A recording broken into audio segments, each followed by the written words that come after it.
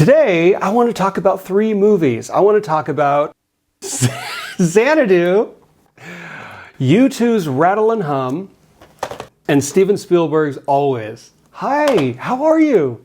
It's good to see you again. Thanks for hanging out with me again. For these fantastic, informative videos. Anyway, I really appreciate you hanging out with me. So, Xanadu. Okay, this is one of my favorite bad movies of all time. It is so fantastically, wonderfully unstructured, just a stew of fantastic, wonderful gobbledygook, all meshed together in this not really a story, mayhem of fun.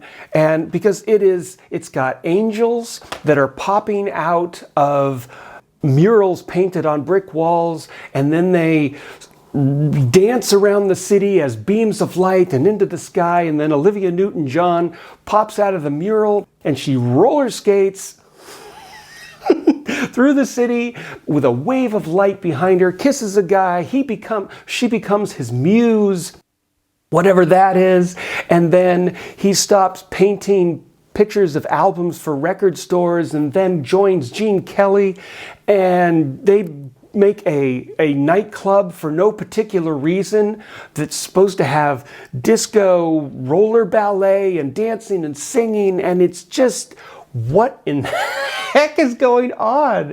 I mean, at one point, they're roller skating in a warehouse, the main dude and Olivia Newton-John, and there's these plastic palm trees that inflate for no apparent reason.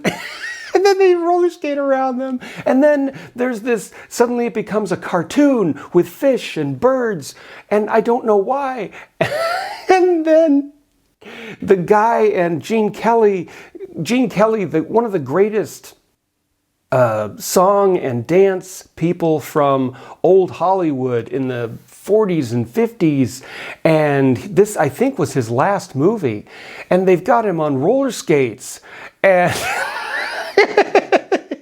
you know, Olivia Newton-John was once his muse in the big band era, and now she's this other dude's muse, and I don't know why, but for some reason those two guys get together and decide to form a dance club, and it turns into the most fantastic last 20 minutes of a movie ever, where they're just roller skating and dancing and singing and lights and costumes and this bizarre what in the heck is going on movie.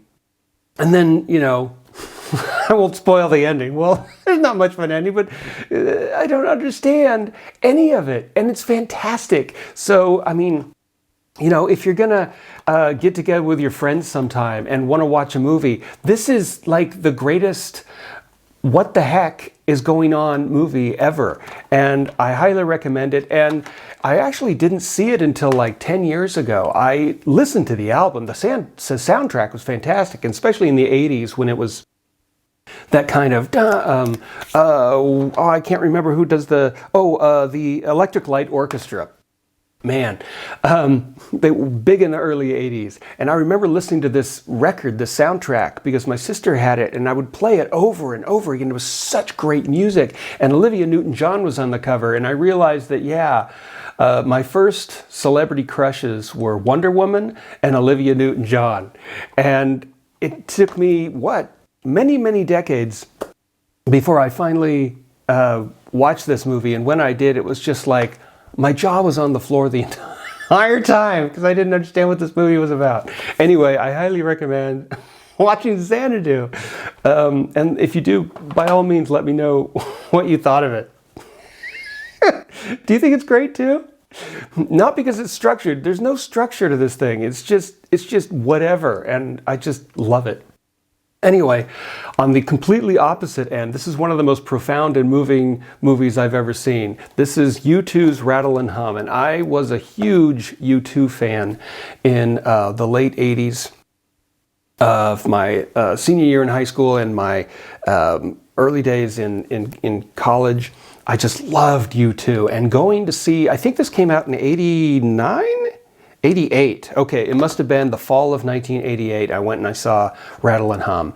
And I remember the first time I heard Where the Streets Have No Name. It was just like I was staying with my sister in Eugene and Oregon, and the TV was on MTV, and Where the Streets Have No Name song came on the thing, and I was like, what is this? It was like no other music I'd ever heard, because everything else on the radio was like rock and roll and pop music, and this was like an epic anthem. It was a musical experience. It was like, it was such a simple thing. I mean, there's only, 5 chords in Where the Streets Have No Name, and that the Edge does.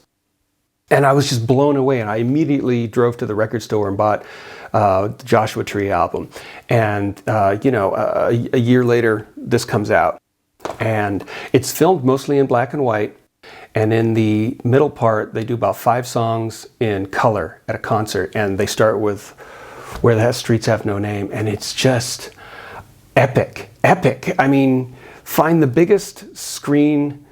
If you have a big screen TV, or you know someone who does, with surround sound, by all means, go experience Rattle and Hum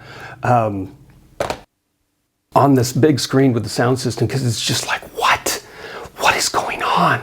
This is amazing. Because I was just like, the music is so powerful. That was my experience, and it's been a while since I've seen it, but I mean, it's just filmed incredibly well. I mean, when they did the song Desire, the camera spins around, and the way they filmed things, and it tracks them going to America and doing concerts, and man, this was just a profound movie experience for me. I mean, there's Spinal Tap, which is the comedy version, and then there's the serious version. I also recommend Madonna's Truth or Dare, which I would like to talk about at a later time, as far as bands going as documentaries of music groups. Anyway, that's all I have to say about U2's Rattle and Hum for right now. Always by Steven Spielberg. I think this is one of the most underrated Steven Spielberg movies, and I'll tell you why. There are movies that Spielberg does, Raiders of the Lost Ark, Jaws, Jurassic Park, all of his serious movies, where he knows that he has to get this right.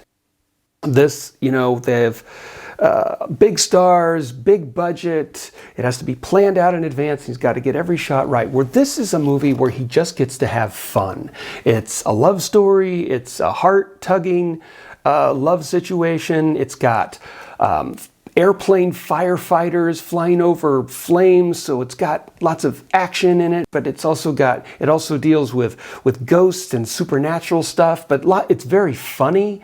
And this is a movie that it's got John Goodman and Richard Dreyfuss and Holly Hunter, and it's a movie where he just gets to have fun. Spielberg just gets to have fun making this movie, and I love it when artists just have fun. There's the epic songs that they have to get right, like Katy Perry's Fireworks. She's got to get that song just perfect, because when you're making it that it's a great song, and you got to get every part of it perfect. Whereas this movie, you just get to have fun. You can, and you could just do all your Spielbergisms. And so one of the things that Spielberg does, which I don't hear talked about very much, is that other filmmakers might shoot a scene and then they cut, and then they cut, and then they cut. Whereas Spielberg will do these one-er shots, these long shots, where he blocks the action. And what I mean by blocking, in theater, on stage, blocking is, where the actors go. The actor moves from stage left to stage right, and then they move upstage, and then they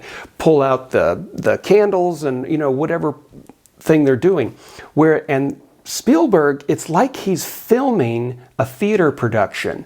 He blocks the scene where the actors are going to move, and then he moves the camera and gets the action, and everybody moves around, and the camera meets them in a certain spot when they get to this place, and he just organizes the flow of how a scene moves. And that's really demonstrated in this movie, I think, in several times.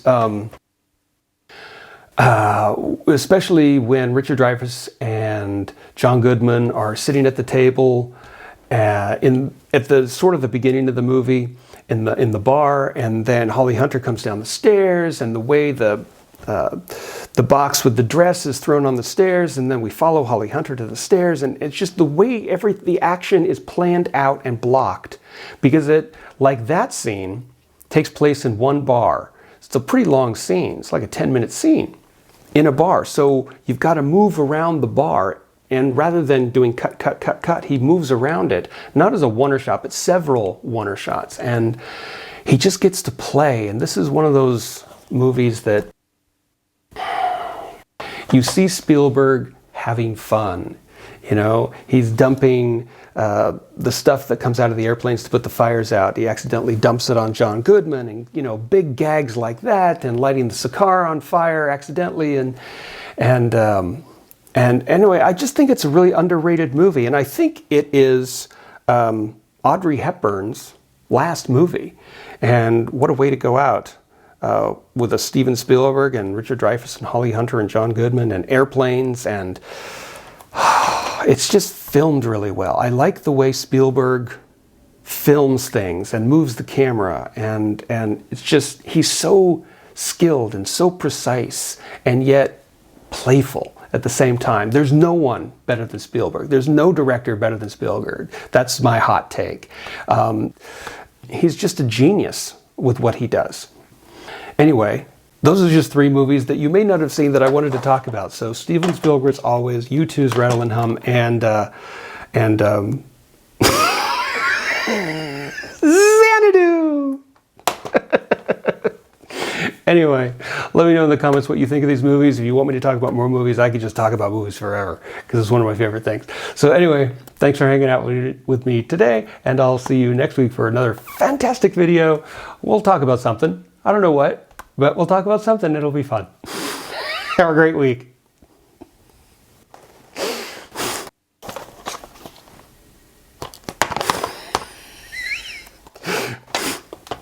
I wonder if they could do a mashup of all of these movies where, you know, U2's performing on stage and Olivia Newton-John comes out on roller skates and the airplanes fly over, and movie mashups.